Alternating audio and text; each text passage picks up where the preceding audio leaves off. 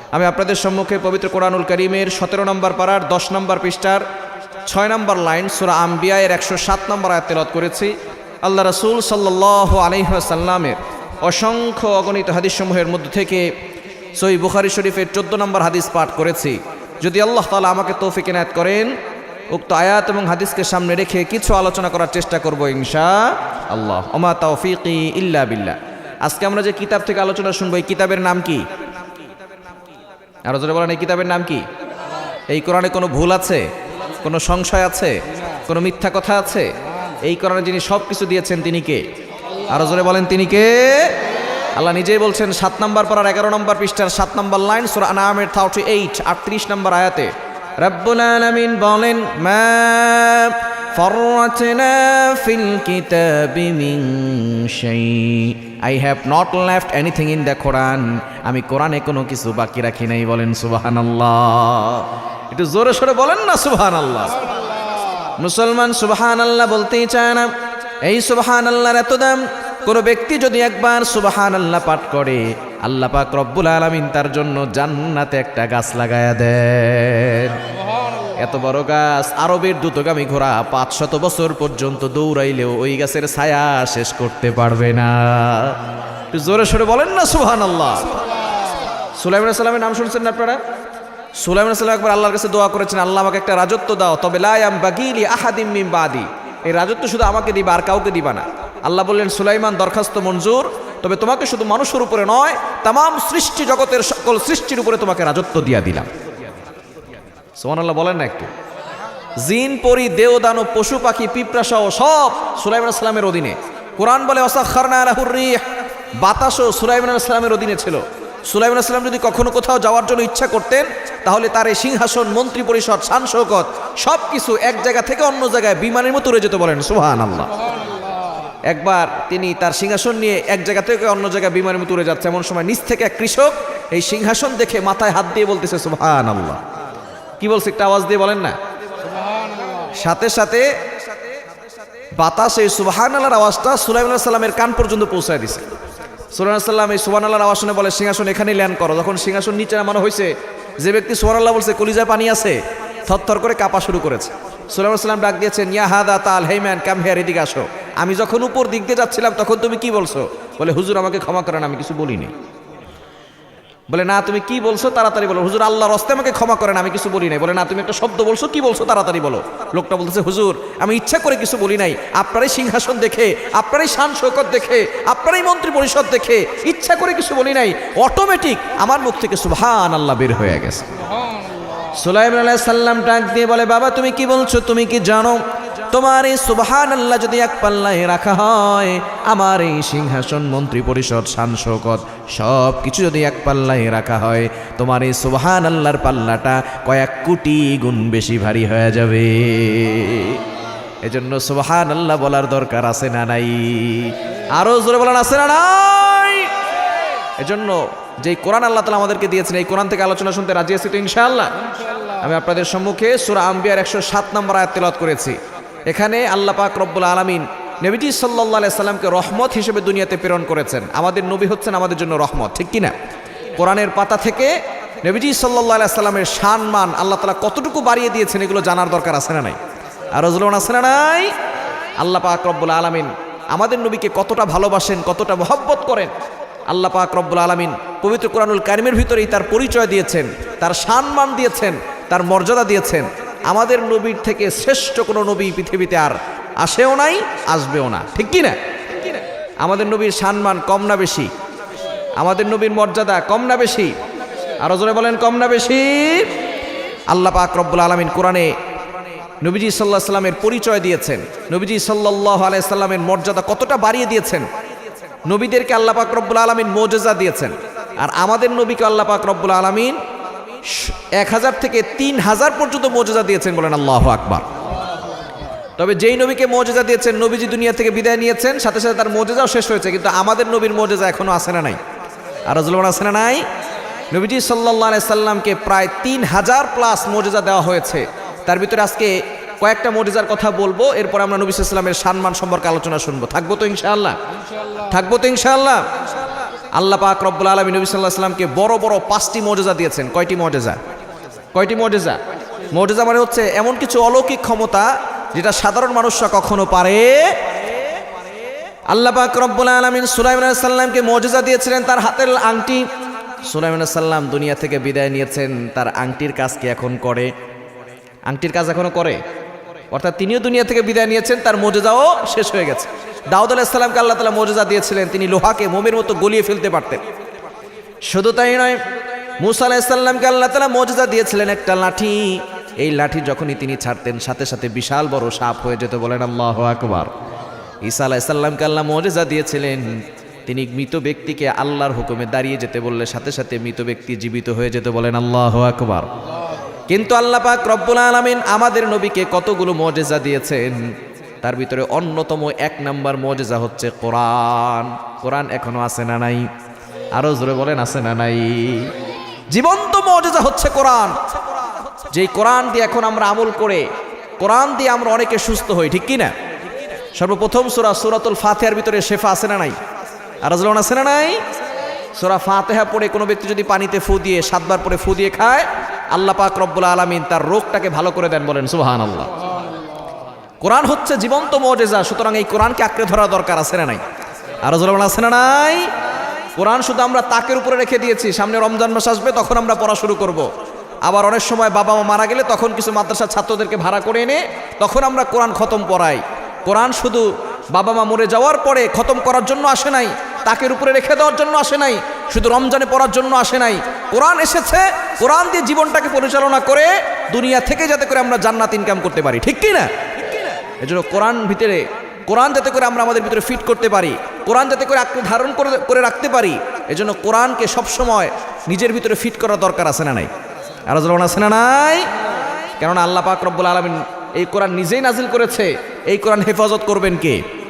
আরো জোরে বলেন কে? আল্লাহ নিজেই বলে দিয়েছেন। 14 নম্বর পারার 1 নম্বর পৃষ্ঠার 8 নম্বর লাইন সূরা হিজরের 9 নম্বর আয়াতে রব্বুল আলামিন বলেন, ইন্না নাহনু নাযালনা যিকরা ওয়া ইন্না লাহু লাহাফিজুন। আল্লাহু আকবার। I have sent down the holy Quran, I am Allah. I will take care the holy Quran, I am Allah. এই কোরআন নাজিল করেছে আমি আল্লাহ, এই কোরআন হেফাজত করব আমি আল্লাহ। একটা আওয়াজ দিয়ে বলেন কোরআন নাজিল করেছেন কে? আরো জোরে বলেন কোরআন হেফাজত করবেন কে? সুতরাং নবীজি সাল্লাল্লাহু আলাইহি ওয়াসাল্লামের 1 নাম্বার সবচেয়ে বড় মুজিজা হচ্ছে এই কোরআন। সুতরাং এই কোরআনকে আঁকড়ে ধরতে পারবো তো ইনশাআল্লাহ। 2 নাম্বার অন্যতম মুজিজা হচ্ছে নবীজি সাল্লাল্লাহু আলাইহি ওয়াসাল্লাম তার আঙ্গুলের ইশারায় 4টাকে দ্বিখণ্ডিত করেছিলেন। বলেন আল্লাহু আকবার। একবার মক্কার কাফেররা কুরাইশরা নবীজি সাল্লাল্লাহু আলাইহি সাল্লামকে বলল, ও মুহাম্মদ, তুমি যে নবী দাবি করো, তোমার যে একজন আল্লাহ আছে, তুমি আমাদেরকে একটা মুজিজা দেখাও। বলে কি দেখতে চাও? এবার কাফেররা বলা শুরু করেছে, ওই যে আমরা চাঁদ দেখি রাতের বেলায়, চাঁদটাকে দ্বিখণ্ডিত করে দাও। নবীজি সাল্লাল্লাহু আলাইহি ওয়াসাল্লাম আল্লাহর কাছে দোয়া করলেন। আল্লাহ পাক রব্বুল আলামিন জিবরাইল আলাইহিস সালামের মাধ্যমে, ইলহামের মাধ্যমে জানিয়ে দিলেন, ও আমার হাবিব, আপনি শুধু আঙ্গুল দ্বারা ইশারা করবেন, আমি আল্লাহ পাক রব্বুল আলামিন চাঁদটাকে দ্বিখণ্ডিত করে দিব। বলেন আল্লাহু আকবার। নবীজি সাল্লাল্লাহু আলাইহি সাল্লাম চাঁদের দিকে আঙ্গুল ধরে ইশারা করলেন। রাতের বেলা সকল কাফেররা তাকিয়ে আছে, সাথে সাথে চাঁদটা দ্বিখণ্ডিত হয়ে ডান পাশের অংশ ডান দিকে চলে গেছে, বাম পাশের অর্ধেক বাম দিকে চলে গেছে। বলেন আল্লাহু আকবার। আবারও চাঁদটা মিশে গেছে। তারপরও কিছু কাফেররা বলে, না, এটা মুহাম্মদ জাদু দেখাইছে। বলেন নাউজুবিল্লাহ। জোরে সোরে বলেন না নাউজুবিল্লাহ। কিছু কিছু লোক মুসলমান হয়েছে, আর কিছু লোক বলেছে এটা মুহাম্মদ জাদু দেখাইছে। নীল আর্মস্ট্রং যখন সর্বপ্রথম চাঁদের দেশে গিয়েছিল, সর্বপ্রথম যাওয়ার পরে সেখানে তো কোনো অক্সিজেন নাই। নীল আর্মস্ট্রং পৃথিবীতে এসে 3টা তথ্য দিয়েছে। 1 নম্বর তথ্য হচ্ছে চাঁদে কোনো অক্সিজেন নেই। এই যে আমরা অক্সিজেন নিচ্ছি, এই যে নিঃশ্বাস নিচ্ছি না, প্রশ্বাস নিচ্ছি, চাঁদে কোনো অক্সিজেন নেই। 2 নম্বর সে আমাদেরকে মেসেজ দিয়েছে চাঁদে কোনো উর্বরতা নেই, সেখানে কোনো ফসল জন্ম নিবে না। আমরা দুনিয়ার জমিনে ফসল জন্ম নেওয়াতে পারি, আল্লাহ তাআলা সেই সুযোগ করে দিয়েছেন। চাঁদের কোনো উর্বরতা নাই। 3 নম্বর তথ্য দিয়েছেন নীল আর্মস্ট্রং, সেটা হচ্ছে চাঁদের মাঝখানে একটা কালো দাগ আছে। কি আছে? চাঁদের মাঝখানে কি আছে? কালো দাগ আছে। এবার নীল আর্মস্ট্রং সেই কালো যেই দাগটা আছে সেখানে সে পদার্থ নেওয়ার জন্য সেখান থেকে পদার্থ নিয়ে গবেষণা করতে লাগলো। নীল আর্মস্ট্রং মনে মনে চিন্তা করলো, যদি আমি এখানে গবেষণা করি তাহলে হয়তো আমার অক্সিজেন শেষ হয়ে যেতে পারে, আমি এখানেই বিদায় নিতে পারি। সে সেখান থেকে কিছু পদার্থ নিয়ে দুনিয়াতে নাজিল হয়েছে। দুনিয়াতে আসার পরে এরপরে সে সেই পদার্থ নিয়ে গবেষণা করে দেখেছে আজ থেকে ১৫০০ বছর আগে এই চারটা দ্বিখণ্ডিত হয়েছিল। কে চারটাকে দ্বিখণ্ডিত করেছে? আল্লাহ পাক রব্বুল আলামিন এটা কোরআন কারীমের ভিতরে নিজেই বলে দিয়েছেন। ইকতারাবাতিস সাআতু ওয়ানশাক্কাল কমার, ২৭ নম্বর পারা ৭ নম্বর পৃষ্ঠা ১৪ নম্বর লাইন সূরা কমারের ১ নম্বর আয়াত। ইকতারাবাতিস সাআ ওয়ানশাক্কাল কমার, চারটাকে দ্বিখণ্ডিত করা হয়েছিল। কে করেছে? ইতিহাস ঘেটে দেখে বিজ্ঞানীরা হুইজ মোহাম্মদ, মোহাম্মদকে যে চারটাকে দ্বিখণ্ডিত করেছিল, তারপরে তারা মুহাম্মদ সাল্লাল্লাহু আলাইহি সাল্লামের জীবনী পড়া শুরু করলো। জীবনী পড়ার পরে দেখে মুহাম্মদ সাল্লাল্লাহু আলাইহি সাল্লামের মতো ভালো নবী আর দুনিয়াতে কেউ আসে নাই। শেষ পর্যন্ত অনেকেই এটা নিয়ে গবেষণা করে কালিমা পড়ে মুসলমান হয়ে গেছে, বলেন সুবহানাল্লাহ। এটা হচ্ছে নবী সাল্লাল্লাহু আলাইহি সাল্লামের দ্বিতীয় নম্বর মুজিজা। নবীজি সাল্লাল্লাহু আলাইহি সাল্লাম তার আঙুল দ্বারা ইশারা করে চারটাকে দ্বিখণ্ডিত করেছিলেন, বলেন আল্লাহু আকবার। ৩ নম্বর নবীজির মুজিজা হচ্ছে নবীজি সাল্লাল্লাহু আলাইহি সাল্লামকে আল্লাহ তাআলা মেরাজ করিয়েছিলেন। এটাকে আপনারা বিশ্বাস করেন? বিশ্বাস না করলে কি ঈমান থাকবে? কি বলেন, ঈমান থাকবে? নবীজি সাল্লাল্লাহু আলাইহি সাল্লামকে মেরাজ করিয়েছেন কে? কোরআনে আছে ১৫ নম্বর পারার ১ নম্বর পৃষ্ঠার ৩ নম্বর লাইন, ৩-৪ নম্বর লাইন সূরা বানী ইসরাঈলের ১ নম্বর আয়াতে রব্বুল আলামিন বলেন, সুবহানাল্লাযী ইসরা বিআবদিহি লাইলাম মিনাল মাসজিদিল হারাম ইলাল মাসজিদিল আকসা। মসজিদে হারাম থেকে মসজিদে আকসা, এটাকে বলা হয় ইসরা। সেখান থেকে উর্দু ভ্রমণ, সেটাকে বলা হয় মেরাজ। নবীজিকে মেরাজ করিয়েছেন কে? যেই বছর নবীজি সাল্লাল্লাহু আলাইহি সাল্লামকে মেরাজ করানো হয়েছে, ওই বছর নবীজি সাল্লাল্লাহু আলাইহি সাল্লামের চাচা আবু তালেব মারা গিয়েছিল। আবু তালেব যদিও মুসলমান হয় নাই, কিন্তু সব সময় নবীজি সাল্লাল্লাহু আলাইহি সাল্লামকে প্রোটোকল দিত, প্রোটেকশন দিয়ে রাখতো। আবু তালেবের ভয়ে কাফেররা নবীজির উপর আক্রমণ করতে পারত না।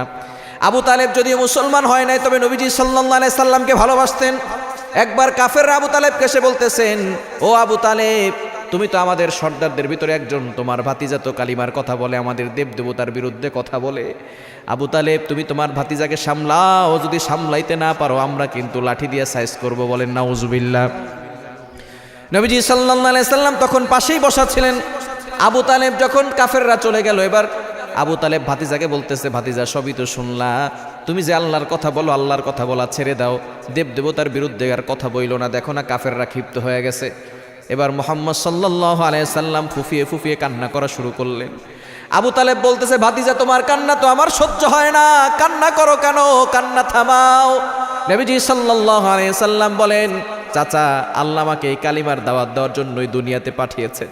যতদিন আমার এই দেহে প্রাণ আছে, এই কালিমার দাওয়াত দেওয়া বন্ধ করব না, বলেন আল্লাহু আকবার।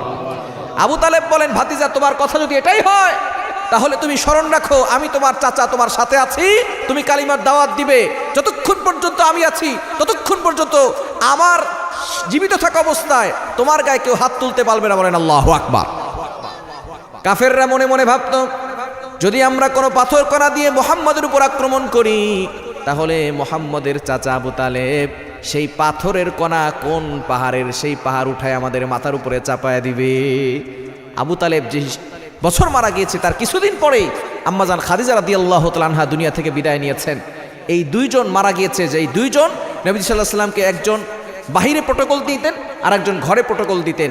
এই দুইজন যখন মারা গিয়েছে, নবীজি সাল্লাল্লাহু আলাইহি ওয়াসাল্লাম তখন আমুল হুজুন বলে, একেবারে দুঃখের বছর, যেই বছরটাকে বলা হয়, তখন আল্লাহ পাক রব্বুল আলামিন নবীজি সাল্লাল্লাহু আলাইহি সাল্লামকে সান্ত্বনা দেওয়ার জন্য তার কাছে মেরাজে ডেকে নিয়েছেন, বলেন আল্লাহু আকবার।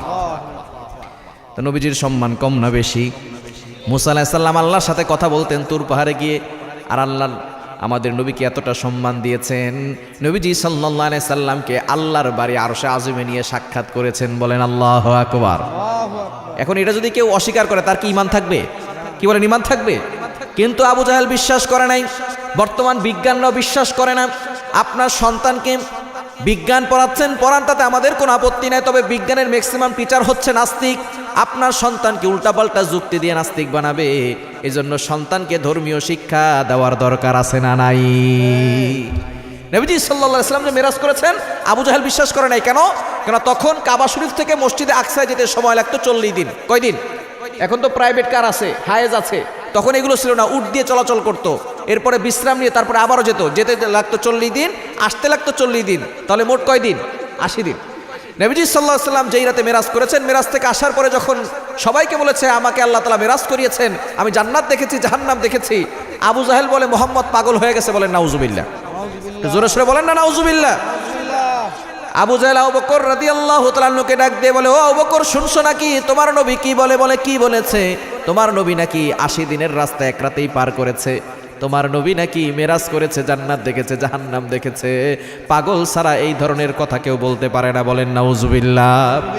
আবু বকর রাদিয়াল্লাহু তাআলা আনহু ডাক দিয়ে বলেন, ও আবু জাহেল, যদি আমার নবী বলে থাকেন আমি 100% সত্য বলে বিশ্বাস করেছি, বলেন সুবহানাল্লাহ। নবীজি সাল্লাল্লাহু আলাইহি ওয়াসাল্লাম বললেন, আবু বকর এখন থেকে তুমি শুধু আবু বকর নও, তোমার নাম আবু বকর সিদ্দিক হয়ে গেল, তুমি সবচেয়ে বড় সত্যবাদী হয়ে গেছো, বলেন আল্লাহু আকবার। সেদিন থেকে তার উপাধি আবু বকর সিদ্দিক হয়েছে। তিনি এই মেরাজকে বিশ্বাস করেছেন, আর আবু জাহেল বিশ্বাস না করে ধ্বংস হয়েছে, ঠিক কি না? বর্তমান বিজ্ঞানও নবীজির মেরাজকে বিশ্বাস করে না। তারা আপনার সন্তানকে যুক্তি দিবে কি? বলবে সূর্যের তাপমাত্রা হচ্ছে 1,40,00,000 ডিগ্রি সেলসিয়াসের তাপমাত্রা, আর দুনিয়ার আগুনের তাপমাত্রা হচ্ছে 1500 ডিগ্রি 1600 ডিগ্রি সেলসিয়াসের তাপমাত্রা। এই 1500 ডিগ্রি সেলসিয়াসের তাপমাত্রায় লোহা মোমের মতো গলে যায়। বিজ্ঞান আপনার সন্তানকে বলবে মাত্র 1500 ডিগ্রি সেলসিয়াসের তাপমাত্রায় লোহা মোমের মতো গলে যায়।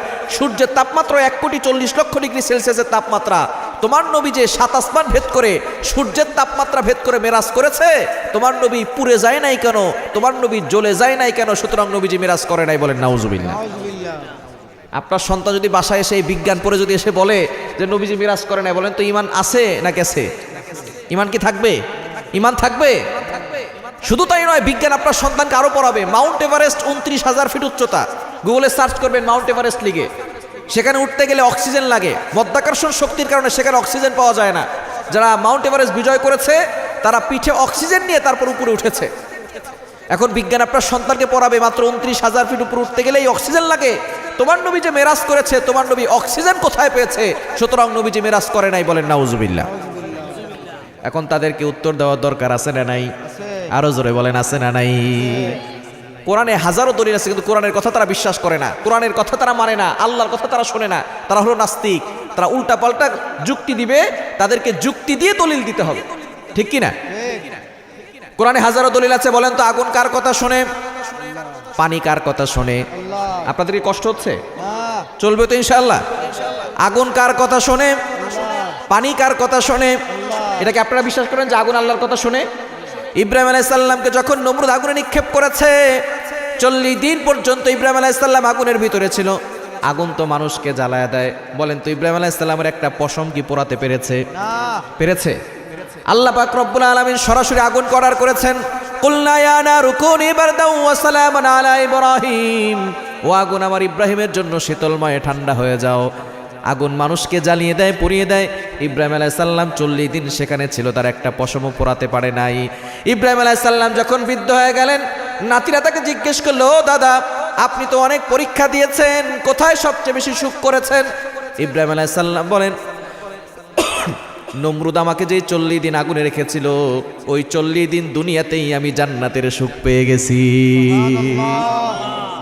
তাহলে বোঝা গেল আগুন কার কথা শোনে, পানি কার কথা শোনে।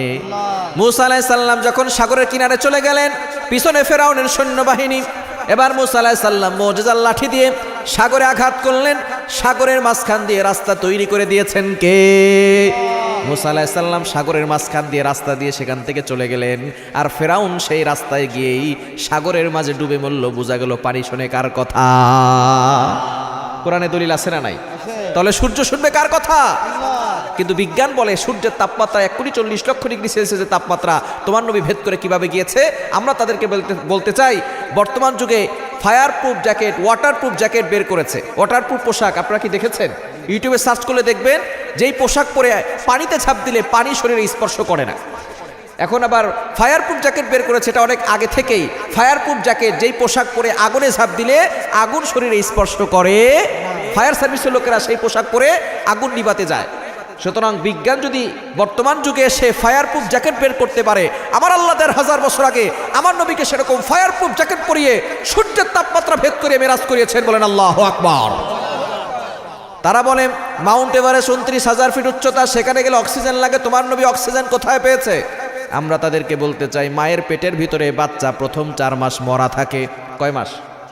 কয় মাস? 4 মাস। প্রথম 4 মাস বাচ্চা মরা থাকে। 40 দিন পর পর বাচ্চার গেট আপ চেঞ্জ হয়। প্রথম 40 দিন পানি, তারপরে 40 দিন রক্ত, তারপরে 40 দিন গোশতের টুকরা, 40 দিন 40 দিন 40 দিন 120 দিন, মানে 4 মাস পরে আল্লাহ তাআলা ওই বাচ্চার ভিতরে রূহটাকে ফুঁকে দেন। বলেন সুবহানাল্লাহ। প্রথম 4 মাস তো বাচ্চা মরা ছিল, পরের 5 থেকে 6 মাস মায়ের পেটের ভিতরে বাচ্চা পানির ভিতরে থাকে। এটাকে আপনারা জানেন? যারা ডক্টর আছেন তারা জানেন, যারা জানেন না তারা জিজ্ঞেস করে নেবেন। মায়ের পেটের ভিতরে বাচ্চা পানির ভিতরে থাকে, যার কারণে মা নড়াচড়া করলে বাচ্চার কোনো সমস্যা হয়। প্রথম 4 মাস তো বাচ্চা মরা ছিল, পরের 5 থেকে 6 মাস মায়ের পেটের ভিতরে পানির ভিতরে ওই ছোট্ট বাচ্চাটিকে অক্সিজেন দিয়েছেন কে? আরো জোরে বলেন কে? বিজ্ঞান বলবে সন্তানের সাথে মায়ের সাথে নাভির সাথে কানেকশন আছে, সেখান দিয়ে অক্সিজেন নিয়েছে। আমরা বলবো তোমাদের যুক্তি আমরা মেনে নিলাম। তাহলে বলো, ডিমের ভিতরে মুরগির বাচ্চা জীবিত থাকে কি থাকে না? আরো জোরে বলেন, থাকে কি থাকে না? ওই ডিমের ভিতরে ছোট্ট মুরগির বাচ্চাটাকে অক্সিজেন দিয়েছেন কে? যে আল্লাহ ডিমের ভিতরে মুরগির বাচ্চাকে অক্সিজেন দিতে পারেন, যে আল্লাহ মায়ের পেটের ভিতরে পানির ভিতরে 5 থেকে 6 মাস ছোট্ট বাচ্চাটিকে অক্সিজেন দিয়ে বাঁচিয়ে রাখতে পারেন, সে আল্লাহ আমার নবীকে 29,000 ফিট নয় 7 আসমান ভেদ করিয়ে অক্সিজেন দিয়ে মেরাজ করিয়েছেন। বলেন আল্লাহু আকবার। এজন্য সন্তানদেরকে এই মেরাজ সম্পর্কে এবং ধর্মীয় শিক্ষা সঠিকভাবে দেওয়ার দরকার আছে না নাই? আরো জোর আছে না নাই? নবী সাল্লাল্লাহু আলাইহি ওয়াসাল্লামের অন্যতম মুজিজা হচ্ছে তিনি মেরাজ করেছেন। এজন্য আল্লাহ পাক রব্বুল আলামিন এখানে শুরুই করেছেন সুবহানাল্লাযী। আমরা কোনো আশ্চর্যজনক বিষয় দেখলে আমরা বলি সুবহানাল্লাহ, ঠিক কি না? আমরা সুবহানাল্লাহ বলি না? এজন্য আল্লাহ পাক রব্বুল আলামিন যে একটা অলৌকিক ঘটনা ঘটেছে, আল্লাহ নিজেই শুরু করেছেন সুবহানাল্লাযী আসরা বিআবদিহি লাইলাম মিনাল মাসজিদিল হারাম ইলাল মাসজিদিল আকসা। বলেন আল্লাহু আকবার। 3 নাম্বার, নবীজি সাল্লাল্লাহু আলাইহি সাল্লামের হাতের ভিতরে বরকত ছিল। নবীজির ভিতরে বরকত ছিল নাকি ছিল না? হুদায়বিয়ার সন্ধির সময় 1400 সাহাবী হঠাৎ করে যুদ্ধের সময় সাহাবীদের কাছে কোনো পানি শেষ হয়ে গেছে, পানি নাই, খাবারের পানিও নাই, ওযুর পানিও নাই, ওযু করবে কিভাবে, নামাজের সময় হয়ে যাচ্ছে। নবীজি সাল্লাল্লাহু আলাইহি ওয়াসাল্লাম বললেন, কার কাছে পানি আছে কিছু পানি নিয়ে আসো। যখন কিছু পানি নিয়ে আসা হলো, 1 পেয়ালা পানি এনেছে। নবীজি সাল্লাল্লাহু আলাইহি সাল্লাম তার এই হাত আঙ্গুল মুবারকটা পানির ভিতরে দিয়েছেন। সাহাবায়ে কেরাম দেখেছেন আঙ্গুলের ভিতর থেকে ঝর্ণার মতো পানি বের হওয়া শুরু হয়ে গেছে। বলেন আল্লাহু আকবার। ওই 1 পেয়ালা পানির ভিতরে এত বরকত হয়েছে, 1400 সাহাবী ওযু করেছেন, তারা পেট চুক্তি পানি খেয়েছেন, তারপর পানি শেষ হয় নাই। বলেন আল্লাহু আকবার। এটা হচ্ছে নবী সাল্লাল্লাহু আলাইহি ওয়াসাল্লামের অন্যতম মুজিজা। আরেকটি মুজিজা হচ্ছে খাদ্যের মুজিজা। 5 নাম্বার, খাদ্যের ভিতরে মুজিজা। খন্দক যুদ্ধের সময় জাবের রাদিয়াল্লাহু তাআলা আনহু তিনিও খন্দক যুদ্ধে অংশগ্রহণ করেছিলেন। সমস্ত সাহাবায়ে কেরাম মাটি খনন করছিলেন। সালমান ফারসি রাদিয়াল্লাহু তাআলা আনহু এই কথা বলেছিলেন, ইয়া রাসূলুল্লাহ আপনি খন্দক খনন করেন। নবীজি সাল্লাল্লাহু আলাইহি সাল্লাম নিজেও এই কাজে অংশগ্রহণ করেছিলেন। জাবের রাদিয়াল্লাহু তাআলা আনহুর স্ত্রী বলতেছেন, ও জাবের আপনি একটু নবীজির কাছে যান, আজকে নবীজি অনেক কষ্ট করেছেন, নবীজির সাথে আরো 2-3 জন সর্বোচ্চ 5-7 জন সাহাবীকে নিয়ে আসবেন, আমরা একটা ছোট খাসি জবাই করে দিয়ে নবীজিকে খাওয়াবো, আপ্যায়ন করাবো। নবী সাল্লাল্লাহু আলাইহি ওয়াসাল্লাম অনেক কষ্ট করেছেন, ঠিক কি না? এজন্য তারা চাচ্ছেন, জাবের রাদিয়াল্লাহু তাআলা আনহু আর তার স্ত্রী দুজনে মিলে প্ল্যান করেছেন যে আমরা নবী সাল্লাল্লাহু আলাইহি ওয়াসাল্লামকে একটু কি করব, আপ্যায়ন করাবো। নবী সাল্লাল্লাহু আলাইহি ওয়াসাল্লামের কানে কানে গিয়ে জাবের রাদিয়াল্লাহু তাআলা বলতেছেন, ইয়া রাসূলুল্লাহ আপনার জন্য কিছু খাবারের আয়োজন করছি, 2-1 জন নিয়ে আপনি আসেন। নবী সাল্লাল্লাহু আলাইহি ওয়াসাল্লাম বলতেছেন, ও সাহাবীরা চলো, জাবের দাওয়াত দিয়েছে। বলেন আল্লাহু আকবার। দাওয়াত দিয়েছে অল্প কয়েকজনের জন্য, একটা ছাগলের বাচ্চা, ওইটার কয়জনে খাইতে পারে? সর্বোচ্চ 5-7 জন, 10 জন খেতে পারবে। নবী সাল্লাল্লাহু আলাইহি ওয়াসাল্লাম বলতেছেন, ও সাহাবীরা সকলে মিলে চলো। জাবের রাদিয়াল্লাহু তাআলা আনহু টেনশনে পড়ে গেলেন, একটা ছোট্ট ছাগলের বাচ্চা, এই বাচ্চা দিয়ে কয়জনকে খাওয়াবো? নবীজি সাল্লাল্লাহু আলাইহি সাল্লাম জাবের রাদিয়াল্লাহু তাআলা আনহুর চেহারার দিকে তাকিয়ে বুঝতে পারলেন জাবের টেনশনে আছে। নবীজি সাল্লাল্লাহু আলাইহি সাল্লাম বললেন, ও জাবের টেনশন করো না, চলো। যাওয়ার পরে যেই ছাগল রান্না করা হয়েছে আর রুটি বানানো হয়েছে, নবীজি সাল্লাল্লাহু আলাইহি সাল্লাম সেই খাবারে ফু দিয়ে দিয়েছে বিসমিল্লাহ বলে, আর বলেছে খবরদার উপরে ঢাকনা উঠাবে না, যে যতটুকু খেতে পারে তাকে ততটুকু দিবা। জাবের রাদিয়াল্লাহু তাআলা আনহুর স্ত্রী তিনি ঢাকনা উপরে বন্ধ করে দিয়ে শুধু খাবার নেওয়া শুরু করলেন। রুটি দিলেন, গোশত দিলেন, যত সাহাবী ছিল সকলে মিলে পেট চুক্তি খাবার খাওয়ার পরে জাবের রাদিয়াল্লাহু তাআলা আনহু দেখেন তার যে খাবার ছিল সেখান থেকে 1 চুল পরিমাণও কমে নাই। বলেন আল্লাহু আকবার। বরকত আছে না নাই? আরো জোরে বলেন আছে না নাই? নবীজি সাল্লাল্লাহু আলাইহি সাল্লামের অন্যতম সাহাবী হযরত আবু হুরায়রা রাদিয়াল্লাহু তাআলা আনহু, তিনি ছিলেন আসহাবে সুফফার সাহাবী, মাদ্রাসার ছাত্র ছিলেন, সব সময় মসজিদ নববীর বারান্দায় পড়ে থাকতেন। সব সময় এলেম শিক্ষা করার জন্য নবীজির কাছে থাকতেন। একবার আবু হুরায়রা রাদিয়াল্লাহু তাআলা আনহুর পেটে অনেক ক্ষুধা, মসজিদ থেকে বের হয়েছেন, কোথায় খাবার পাওয়া যায়, নবীজি সাল্লাল্লাহু আলাইহি সাল্লামের কাছে আসলেন, কিন্তু লজ্জায় বলতে পারতেছেন না, ইয়া রাসূলুল্লাহ আমার পেটে ক্ষুধা। এমন সময় নবীজির কাছে এক পেয়ালা দুধ হাদিয়া এসেছে। কয় পেয়ালা? এক জগ না, একটা গ্লাস মনে করেন, এক গ্লাস দুধ নবীজির কাছে কি আসছে? হাদিয়া আসছে। নবীজি সাল্লাল্লাহু আলাইহি সাল্লাম বললেন, ও আবু হুরায়রা, এক পেয়ালা দুধ হাদিয়া আসছে, তুমি আসহাবে সুফফার যত সাহাবী আছে প্রায় 300-এর উপরে সাহাবী সবাইকে ডাক দিয়ে নিয়ে আসো। সুবহানাল্লাহ বলবেন না? আবু হুরায়রা রাদিয়াল্লাহু তাআলা মনে মনে ভাবছিলেন, এই এক পেয়ালা দুধ যদি আমাকে দিত আমি পেট ভরে খেতে পারতাম, কিন্তু সবাইকে ডাক দিলে তো আমার ভাগেই পড়বে না। নবীজি সাল্লাল্লাহু আলাইহি সাল্লাম সবাইকে ডাকালেন। এবার নবীজি সাল্লাল্লাহু আলাইহি সাল্লাম ওই দুধের ভিতরে বিসমিল্লাহ পড়ে ফু দিয়ে দিলেন। আর আবু হুরায়রা রাদিয়াল্লাহু তাআলা আনহুকে বললেন, আবু হুরায়রা তুমি জিম্মাদার হিসাবে সকলকে খাওয়াও। আবু হুরায়রা মনে করেছে, আমি যদি জিম্মাদার হই তাহলে আমার ভাগে সবার শেষে আমি হয়তো নাও পেতে পারি, ঠিক কি না? যে জিম্মাদারি করে খাওয়ায় তার ভাগে নাও জুটতে পারে।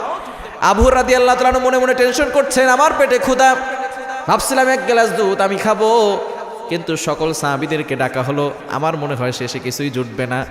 আবু হুরায়রা রাদিয়াল্লাহু তাআলা আনহু খাওয়ানো শুরু করলেন, একজন, দুইজন, তিনজন, সকল আসহাবে সুফফার সাহাবীরা খাওয়ার পরে এবার আবু হুরায়রা রাদিয়াল্লাহু তাআলা আনহু দেখেন সেখান থেকে দুধ কমে নাই। আবু হুরায়রা রাদিয়াল্লাহু তাআলা আনহুকে নবীজি বললেন, আবু হুরায়রা এবার তুমি পান করো। একবার খাওয়ার পরে নবীজি বললেন, আবু হুরায়রা তুমি আবারও পান করো। আবু হুরায়রা আবারও পান করলেন। এবার খেতে খেতে গলা পর্যন্ত চলে এসেছে। নবীজি সাল্লাল্লাহু আলাইহি সাল্লাম বললেন, ইয়া আবা হুরায়রা, ও আবু হুরায়রা তুমি আবারও পান করো। এবার আবু হুরায়রা রাদিয়াল্লাহু তাআলা আনহু বললেন, ইয়া রাসূলুল্লাহ, আল্লাহর কসম করে বলছি যে আল্লাহ আপনাকে সত্য নবী হিসেবে দুনিয়াতে প্রেরণ করেছেন, আমার পেটে আর এক টুকরা এক ফোঁটা দুধও যাওয়ার জায়গা নাই। আল্লাহ পাক রব্বুল আলামিন এক পেয়ালা দুধের ভিতরে এত বরকত দিয়েছেন, বলেন আল্লাহু আকবার। তো নবীজির হাতে বরকত আছে না নাই? আরো জোরে বলেন, আছে না নাই? নবীজির মুজিজা বলতে বলতে শেষ হবে না। আল্লাহ পাক রব্বুল আলামিন এত মুজিজা আমাদের নবীকে দিয়েছেন, আমাদের নবীর সম্মান কম না বেশি? আরো জোরে বলেন, কম না বেশি? নবীজি সাল্লাল্লাহু আলাইহি সাল্লামের সম্মান অনেক বেশি। নবীজি সাল্লাল্লাহু আলাইহি ওয়াসাল্লামকে আল্লাহ পাক রব্বুল আলামিন সবচেয়ে দামি দামি জিনিসগুলো দিয়েছেন। নবীজির পরিচয় আল্লাহ তাআলা কোরআনে নিজেই বলে দিয়েছেন। নবীজির এক নাম্বার পরিচয় হলো তিনি রাসূলুল্লাহ। এক নাম্বার পরিচয় কি? এক নাম্বার পরিচয় কি? রাসূলুল্লাহ। আল্লাহ নিজে বলছেন। 26 নম্বর পারা 14 নম্বর পৃষ্ঠার 1 নম্বর লাইন সূরা ফাতিহার 29 নম্বর আয়াতের প্রথম অংশে রব্বুল আলামিন বলেন, মুহাম্মাদুর রাসূলুল্লাহ ওয়াল্লাযীনা মাআহু আশিদ্দাউ আলাল কুফফারি রুহামাউ বাইনাহুম। নবীজির 1 নম্বর পরিচয় তিনি রাসূলুল্লাহ। রাসূলুল্লাহ কখনো ইলেকশনে হয় না। ইলেকশনে রাসূলুল্লাহ হয়? রাসূলুল্লাহ হয় সিলেকশনে। সিলেক্ট করেছেন কে? আর রাসূল বলেন কে? আল্লাহ নিজে সিলেক্ট করে দিয়েছেন। দুনিয়াতে যত পদ আছে, এমপি বলেন, মন্ত্রী বলেন, মিনিস্টার বলেন, যত ধরনের ডক্টর, ইঞ্জিনিয়ার, যত পদ আছে, সবচেয়ে বড় এবং উঁচু লেভেলের মর্যাদা হচ্ছে নবী রাসূলদের মর্যাদা, ঠিক কি না? রাসূলুল্লাহ ইলেকশনে হয় না, এটা হয় সিলেকশনে। নবীজি সাল্লাল্লাহু আলাইহি সাল্লামকে সিলেকশন করেছেন কে? আর রাসূল বলেন কে? আল্লাহ তাআলা সবচেয়ে বড়, তারপরে হচ্ছে নবীর মর্যাদা, ঠিক কিনা? সবচেয়ে বড় কে? আল্লাহ। আল্লাহ সবকিছু সৃষ্টি করেছেন, আল্লাহর পরের মর্যাদাই হচ্ছে আমাদের নবীর মর্যাদা, বলেন সুবহানাল্লাহ। আল্লাহ পাক রব্বুল আলামিন বড় হয়ে নবীজিকে কি মর্যাদা দিয়েছেন একটু চিন্তা করে দেখেন। আল্লাহ পাক রব্বুল আলামিন কোরআনুল কারীমের ভিতরে ইব্রাহিম আলাইহিস সালামকে ডাক দিয়েছেন, মূসা আলাইহিস সালামকে ডাক দিয়েছেন, জাকারিয়া আলাইহিস সালামকে ডাক দিয়েছেন।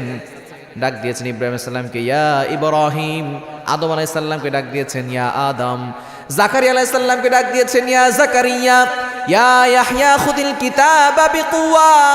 শুধু তাই নয়, ইয়া মূসা ইয়া ঈসা, সকল নবীদের কিভাবে ডাক দিয়েছেন। আমাদের নবীকে আল্লাহ তাআলা কতটা সম্মান করেছেন। ইয়া মুহাম্মদ, ইয়া নবী বলেও কোথাও কোরআনে ডাক দেয় নাই, বলেন আল্লাহু আকবার। আল্লাহ যেখানেই সম্বোধন করেছেন নবীকে সেখানেই বলেছেন ইয়া আইয়ুহাল মুজাম্মিল, ইয়া আইয়ুহাল মুদ্দাসসির। সম্মান কম না বেশি? আরো জোরে বলেন, কম না বেশি? ইয়া নবী বলে 30 পারা কোরআনের ভিতরে কোথাও ডাক দেন নাই, যেখানে ডাক দিয়েছেন নবীজি সাল্লাল্লাহু আলাইহি সাল্লামকে রাসূলুল্লাহর ঘোষণা দিয়ে বলেছেন মুহাম্মাদুর রাসূলুল্লাহ ওয়াল্লাযীনা মাআহু আশিদ্দাউ আলাল কুফফারি রুহামাউ বাইনাহুম। নবীজি সাল্লাল্লাহু আলাইহি সাল্লামের মর্যাদা আল্লাহ তাআলা নিজে বাড়িয়ে দিয়েছেন, সেই নবীর মর্যাদা বাড়ানোর দরকার আছে না নাই? আরো জোরে আছে না নাই?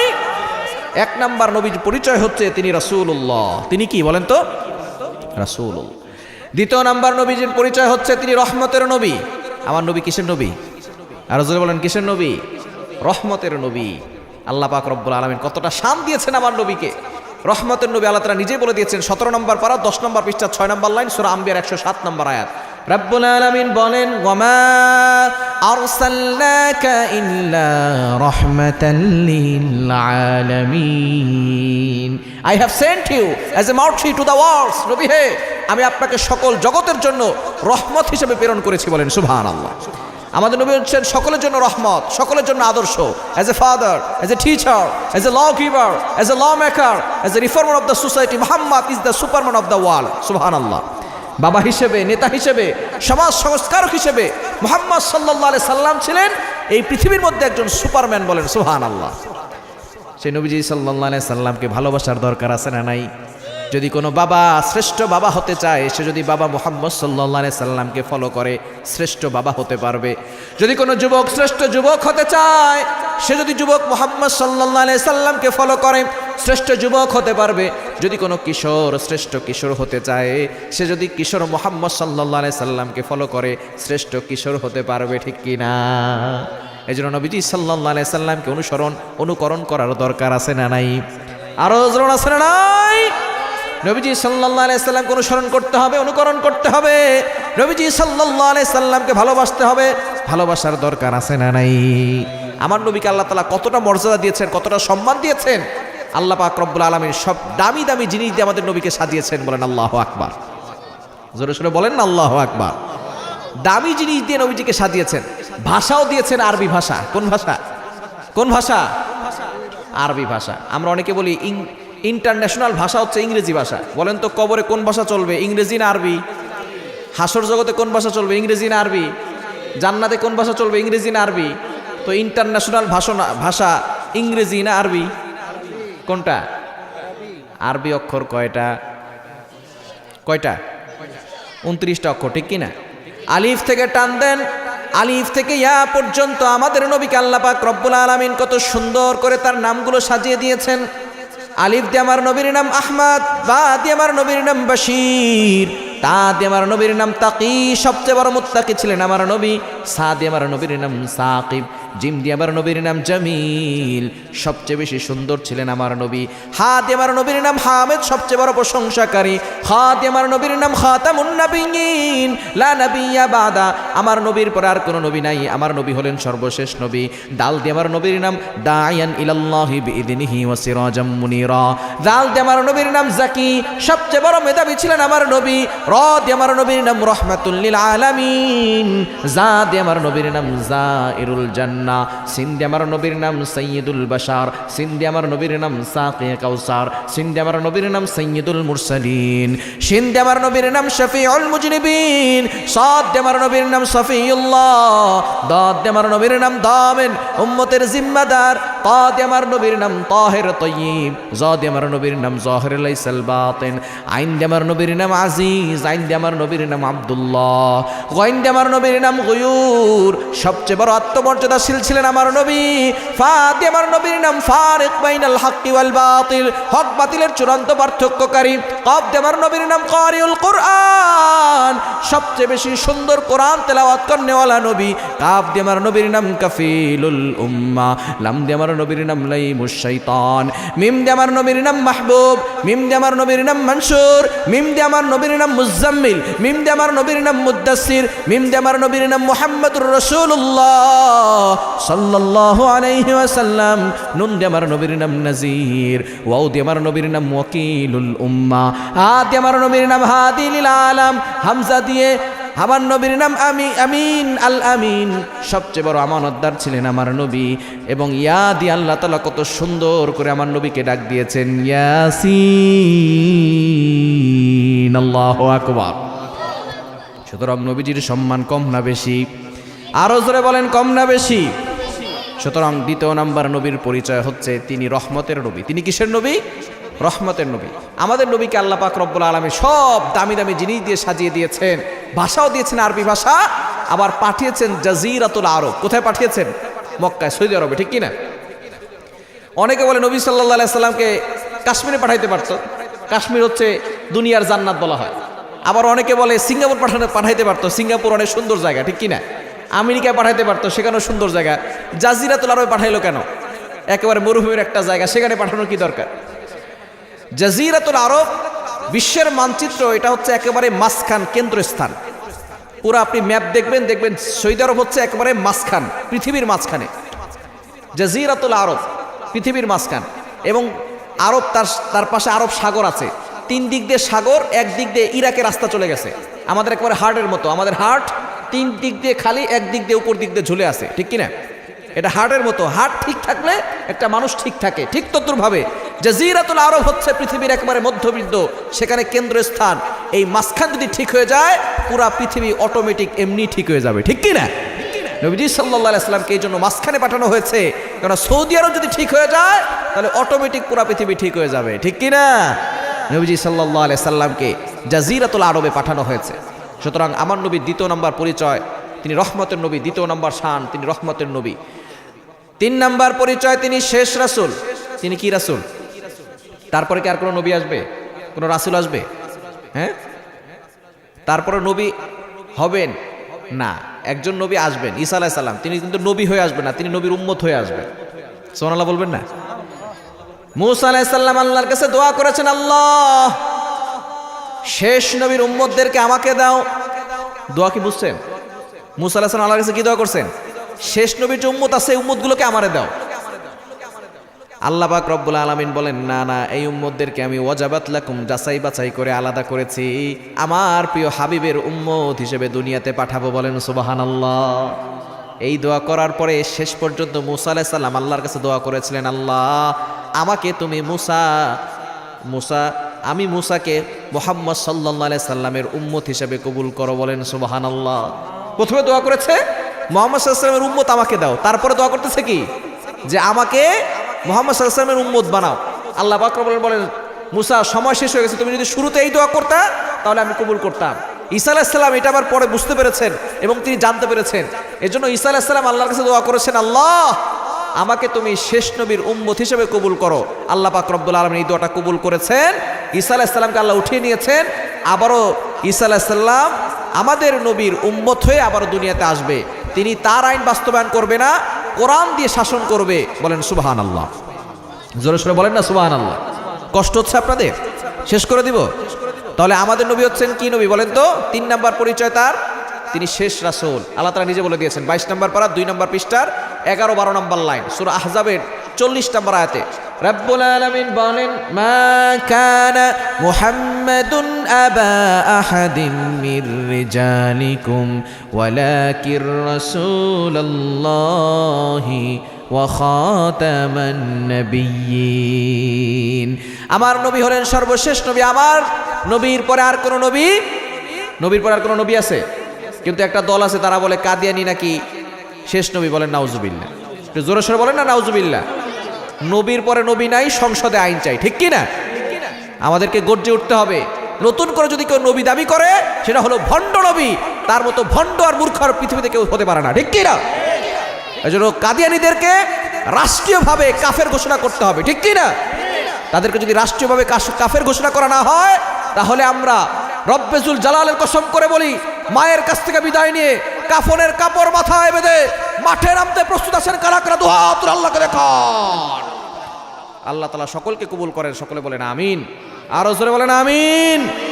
নবীজি সাল্লাল্লাহু আলাইহি সাল্লামকে ভালোবাসতে হবে নিজের জীবনের থেকেও বেশি, ঠিক কি না? বেশি ভালোবাসার দরকার আছে না নাই? শুধু মুখে বলেন নবীজিকে ভালোবাসে, কিন্তু ফজরের নামাজ পড়েন না, মুখে দাঁড়িয়ে রাখেন না, এই ভালোবাসা দিয়ে কোনো লাভ নাই। ঢোল পিটাইলেন যে আমি নবীজিকে ভালোবাসি, নবীর কোনো সুন্নত আপনি মানেন না, নামাজ আপনি ঠিক মতো পড়েন না, আপনি নবীর আদর্শবান হতে পারেন নাই, আপনি এখনো নবীর আশেক হতে পারেন।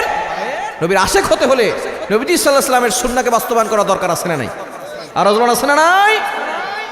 নবীজি সাল্লাল্লাহু আলাইহি ওয়াসাল্লাম কোনোদিন নামাজ ছাড়েন নাই। আপনি যদি নবীজিকে ভালোবাসেন তাহলে আপনিও নামাজ ছাড়বেন না। নবীজি সাল্লাল্লাহু আলাইহি ওয়াসাল্লাম এতিম ছিলেন, মা বাবাকে পান নাই, কিন্তু তিনি সবসময় বলেছেন মা বাবার খেদমত করতে। কিন্তু আমরা অনেকেই আছি মা বাবার খেদমত করি না, এরকম লোক আছে না নাই? মা বাবার খেদমত করেন এরকম লোক আছে না নাই? অনেক যুবক আছে বিয়ে করার পরে মাকে ভুলে যায়, আছে না নাই? আছে। বিয়ে করার পরে মাকে আর চিনে না, মাকে তখন বোঝা মনে হয়। এই মা আপনার জন্য কতটা কষ্ট করেছেন, 10 মাস 10 দিন এই পেটে ধারণ করেছেন, তখন আপনাকে বোঝা মনে করে নাই। একটা বস্তা হয়ে গিয়েছিলেন আপনি, মা এই বস্তাটা নিয়ে রান্না বান্না বন্ধ করে নাই। মা রান্না বান্না করেছে ঠিকই, পরিবারের সকলের মুখে খাবার দেওয়ার জন্য তিনি রান্না বান্না করেছেন, কিন্তু যখন তিনি নিজে খেতে গেছেন, এক লোকমা খাওয়ার পেটে যাওয়ার সাথে সাথে বমি চলে আসছে, খেতে পারে নাই। না খেয়ে খাটে গিয়ে ঘুমিয়ে চোখ দিয়ে অশ্রু ঝরিয়েছেন, তখন আপনাকে বোঝা মনে করে নাই। আর এখন আপনি বড় হয়ে বিয়ে করার পরে মাকে বোঝা মনে করেন। আপনার মতো কুলাঙ্গার সন্তান আর কেউ হতে পারে না, ঠিক কি না? খবরদার মাকে কষ্ট দিবেন না, মাকে ভালোবাসবেন। একজন মানুষ সর্বোচ্চ 45 ইউনিট ব্যথা সহ্য করতে পারে, কিন্তু মা যখন প্রসব বেদনা সহ্য করে 57 ইউনিট ব্যথা সহ্য করে, একেবারে মৃত্যুর দ্বার প্রান্তে চলে যায়, তারপরও সে চিন্তা করে আমি মরে যাই আমার সন্তান যেন দুনিয়াতে ঠিক মতো আসে, ঠিক কি না? সেই মাকে কখনো কষ্ট দিবেন না, বাবাকে কখনো কষ্ট দিবেন না। অনেক সন্তান আছে বাবাকে বলে তুমি আমার জন্য কি করছো, ঠিক কি না? তুমি আমার জন্য কি করছো? কি করে নাই তোমার বাবা, কি করে নাই তোমার মা তোমার জন্য যখন ছোট্ট ছিলে? এখন যারা বাবা হয়েছে তারা বুঝবে, ছোট বাচ্চা অসুস্থ হয়ে গেলে বাবা মার ঘুম আর হয় না, ঠিক কি না? বাবা মার ঘুম শেষ হয়ে যায়। আপনি যখন ছোটবেলা অসুস্থ ছিলেন, সারা রাত আপনার মাও বসেছিল, বাবাও বসেছিল, বাচ্চাটা কিভাবে সুস্থ হবে, ঠিক কি না? রাতভর তারা কান্নাকাটি সহ্য করেছে, আপনাকে সুস্থ করার জন্য তারা দৌড়েছে হাসপাতালে। বাচ্চারা এমনিতেই ঠান্ডা লেগে যায়, ঠিক কি না? মায়ের সাথে সন্তানের আলাদা একটা কানেকশন আছে। যখন কোনো সন্তান পেটে আসে তখন মাথা থাকে নিচের দিকে, পা থাকে উপরের দিকে। ছোট বাচ্চাটা মায়ের পেটে বারবার আঘাত করে, পা দিয়ে কলিজায় আঘাত করে। এজন্য মায়ের সাথে সন্তানের আলাদা একটা কানেকশন আছে, এটা আমি নিজে বুঝতে পেরেছি। আমি যখন ইন্ডিয়াতে প্রোগ্রামে গিয়েছি, সেখানে ওয়েদার একটু ভিন্নতা হওয়ার কারণে আমার শরীরে জ্বর চলে আসছে, প্রচণ্ড জ্বর। মাকেও বলি নাই, বাবাকেও বলি নাই, মাকে বললে মা টেনশন করবে। হঠাৎ করে মায়ের ফোন থেকে আমার ফোনে ফোন আসছে। ফোন রিসিভ করার পরে মা আমাকে কেমন যেন কান্না সুরে বলছে, বাবা তোর কি যেন হয়েছে, আমার মনটা ভালো লাগতেছে না। আমি তখন বুঝলাম মায়ের সাথে সন্তানের কানেকশন অবশ্যই আছে। যখন কোনো সন্তান দুনিয়াতে আসে, সর্বশেষ একটা লাথি দেয় কলিজার ভিতরে, এজন্য মায়ের কলিজা একটা দাগ পড়ে যায়। সন্তান যেখানেই থাকুক না কেন মায়ের কলিজায় আগে টের পায়। তখন আমি বুঝতে পারলাম দুনিয়ার সবার চোখে ফাঁকি দিলেও মায়ের চোখে কখনো ফাঁকি দেওয়া যায় না, ঠিক কি না? এজন্য খবরদার যুবকরা, যারা বিয়ে করার পরে মাকে ভুলে গেছো, মায়ের সাথে বেয়াদবি করেছো, ভালো করে স্মরণ রাখো, ওই মাকে কষ্ট দিয়ে তুমি জিন্দেগিতেও কোনোদিন শান্তি আনতে পারবে না, ঠিক কি না?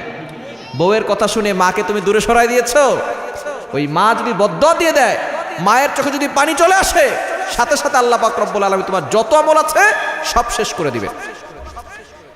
কিছু মেয়ের আছে বিয়ে করার পরে চিন্তা করে আমার সামনে যদি আলাদা হয় কিছু টাকা পয়সা আমরা জমাইতে পারবো, এই চিন্তা করে মা বাবার থেকে সন্তানকে আলাদা করে দেয়। এই ধরনের মেয়েরা হলো সবচেয়ে বড় মূর্খ মেয়ে। কেননা একজন সন্তান যখন মা বাবার পিছনে খরচ করে, ওই টাকার ভিতরে বরকত দেন কে? আর বলেন কে? এটা ওই মহিলারা বুঝেই না, এই ধরনের মেয়েরা বুঝেই না। তারা মনে করে স্বামী যদি আলাদা হয়ে যায়, মা বাবা থেকে আলাদা হলে মা বাবাকে টাকা না দিলে আমরা সুখে সাথে থাকতে পারবো। আল্লাহর কসম করে বলি, আপনি মা বাবাকে খরচ দেন, আল্লাহ আপনার টাকার ভিতরে বরকত দিবে। মা বাবাকে খরচ দিবেন না, টাকা দিবেন না, আপনি কোশ্চিনকালেও শান্তি আপনার ঘরে আনতে পারবেন না। শান্তি যদি আপনি আনতে চান, মা বাবার খেদমত করেন, মা বাবার খরচ দেন, মা বাবার সাথে খারাপ ব্যবহার করবেন না। মা বাবার উসিলায় আপনি দুনিয়াতে এসেছেন, এজন্য আল্লাহ তাআলা নিজে বলে দিয়েছেন 15 নম্বর পারা 3 নম্বর পৃষ্ঠার 6, 7, 8, 9 নম্বর লাইন, সূরা বনী ইসরাঈল 23-24, 23-24 নম্বর আয়াতে রব্বুল আলামিন বলছেন, ওয়া কাদা রাব্বুকা আল্লা তা'বুদু ইল্লা ইয়্যাহ ওয়া বিল ওয়ালিদাইনি ইহসানা। ইবাদত করতে হবে কার? আল্লাহ তাআলার ইবাদত করা ফরজ। তার পরের কাজই হচ্ছে পিতামাতার সাথে ভালো ব্যবহার করা। ওয়াকাদা রাব্বুকা আল্লা তা'বুদু ইল্লা ইয়্যাহু ওয়া বিল ওয়ালিদাইনি ইহসানা। আল্লাহ বলেন আমি অর্ডার করে দিয়েছি, আমি আল্লাহ ফয়সালা করে দিয়েছি ইবাদত হবে আমি আল্লাহর। এরপরের কাজই হচ্ছে বিল ওয়ালিদাইনি ইহসানা, গুড ডিলিংস উইথ প্যারেন্টস, পিতামাতার সাথে ভালো ব্যবহার করতে হবে। পিতামাতাই তোমার জন্য জান্নাত, পিতামাতাই তোমার জন্য জাহান্নাম। হুমা জান্নাতুকা ওয়া নারুকা, পিতামাতা যদি তুমি পিতামাতার সাথে ভালো ব্যবহার করো, তারা যদি তোমার জন্য দোয়া করে, পিতামাতার জন্য তুমি জান্নাতে যাবা। আর যদি খারাপ ব্যবহার করো, তারা যদি বদদোয়া করে, তাহলে কিন্তু তোমার জাহান্নাম ছাড়া কোনো উপায়। রিদার রব্বি ফি রিদাল ওয়ালিদাইন ওয়া সাখাতুর রব্বি ফি সাখাতিল ওয়ালিদাইন, পিতামাতার সন্তুষ্টিতে আল্লাহ সন্তুষ্ট হয়।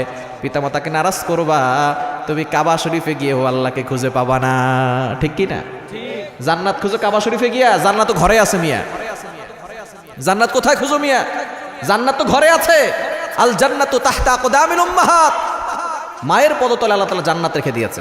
যুবক ভাইরা যদি সফলতা অর্জন করতে চাও, সাকসেসফুল ম্যান হতে চাও, মায়ের কাছ থেকে দোয়া নিও, কখনো বদদোয়া নিও না, ঠিক কি না? মা যদি না বুঝে বদদোয়া দিয়ে দেয়, সাথে সাথে কবুল হয়ে যায়। বুখারীর বর্ণনা, জুরাইজের ঘটনা, একজন আল্লাহর ওলি ছিল, সে সব সময় আলাদা একটা ঘর তৈরি করে আল্লাহর ইবাদত করত। একদিন নামাজে দাঁড়াইছে, বুখারীর বর্ণনা বলতেছি, সহিহ হাদিস। নামাজে দাঁড়ানোর পরে মা এসে ডাক দিয়েছে, ও জুরাইজ। জুরাইজ নামাজে, জুরাইজ মনে মনে চিন্তা করছে নামাজটা শেষ করি, তারপরে মায়ের সাথে কথা বলবো। এবার জুরাইজ যখন নামাজ শেষ করেছে, দরজা খুলে দেখে মা নাই, মা চলে গেছে। জুরাইজ মনে করছে নামাজ বাকিগুলো শেষ করি, তারপরে মায়ের সাথে দেখা করব। জুরাইজ আবার নামাজে দাঁড়িয়েছে, আল্লাহু আকবার বলে, এমন সময় মা আবার হাজির, দরজায় নক করতেছে, জুরাইজ। জুরাইজ কোথায় বলেন তো? নামাজে। জুরাইজ কোথায়? নামাজে। এবার জুরাইজ আবার চিন্তা করতেছে, আমি তো নামাজে দাঁড়ায় গেলাম, নামাজ কি শেষ করব নাকি নামাজ শেষ করেই মায়ের সাথে কথা বলি। নামাজ শেষ করে দরজা খুলে দেখে মা আবার চলে গেছে। জুরাইজ আবারও নামাজে দাঁড়াইছে, বাকি নামাজ এখনো বাকি আছে। নামাজে দাঁড়ানোর পরে জুরাইজের মা আবারও আসছে, জুরাইজ আমি তোমার মা বলছি, দরজাটা খুলো। জুরাইজ নামাজে, জুরাইজ চিন্তা করছে নামাজটা শেষ করে তারপরে মায়ের ডাকে সাড়া দিব। বলেন তো জুরাইজের নামাজে আছে, আল্লাহ দেখেন কি দেখেন না? আরো জোরে বলেন, দেখেন কি দেখেন না? তিনবার ডাকার পরে জুরাইজ যখন দরজা খুলে নাই, মা এবার না বুঝে বদদোয়া দিয়ে ফেলছে, জুরাইজ আজকে তুমি তোমার মায়ের সাথে খারাপ ব্যবহার করলা, তুমি তোমার মায়ের ডাক শোনো নাই, এক পতিতা নারীর সাথে দেখা না হয়ে তোমার মরণ হবে না। এক পতিতা নারীর সাথে দেখা না হয়ে তোমার মরণ হবে না, আজকে তুমি তোমার মায়ের কথা শোনো নাই। এই যে একটা বদদোয়া করলো, আল্লাহ কি দেখেন না জুরাইজ নামাজে আছে? আল্লাহ কি দেখেন না? কি বলেন, আল্লাহ দেখছেন না? কিন্তু মা যে না বুঝে বদদোয়া করে ফেলছে, সাথে সাথে আল্লাহ কবুল করে ফেলছে। কিছুদিন পরে এক পতিতা নারী জুরাইজের সেই ইবাদতখানায় ঢুকছে, ঢোকার পরে বলতেছে আমার সাথে অপকর্ম করো। জুরাইজ বলে আস্তাগফিরুল্লাহ, এই ধরনের কাজ আমি করতে পারবো না। ইত্তাকিল্লাহ, আল্লাহকে ভয় করো, আমি আল্লাহকে ভয় করি, তাড়াতাড়ি এখান থেকে বের হয়ে যাও। জুরাইজ দূর করে তাকে তাড়ায় দিছে। ওই মহিলা অন্য জায়গায় গিয়ে এক রাখালের সাথে অপকর্ম করেছে। কিছুদিন পরে তার পেটে বাচ্চা, হঠাৎ করে বাচ্চা জন্ম নিয়েছে। এলাকার লোকজন তাকে ধরছে, খবরদার তোমার তো বিয়ে হয় নাই, তোমার কোলে বাচ্চা কিসের? এবার ওই মহিলা বলে, ওই যে জুরাইজ আছে ইবাদতখানার, ওই জুরাইজ আমার সাথে অপকর্ম করেছে, সেই বাচ্চা হয়েছে। বলেন নাউজুবিল্লাহ। লোকজন এসে ইবাদতখানা ভেঙে দিয়ে চুরমার করে দিয়ে জুরাইজের কলার ধরে টান দিয়ে বের করে বলে, উপর দিক দিয়ে ফিটফাট আর ভিতর দিক দিয়ে সদরঘাট না, উপর দিক দিয়ে নামাজগিরি দেখাও, ইবাদতগিরি দেখাও, আর ভিতর দিক দিয়ে তুমি এই অপকর্ম করছো। তার কোলে বাচ্চা, এটা নাকি তোমার? সে বলতেছে আমি তো কিছু জানি না। সে কি কোনো অপকর্ম করছে? অপকর্ম করছে? সাথে সাথে জুরাইজে টনক নড়ছে।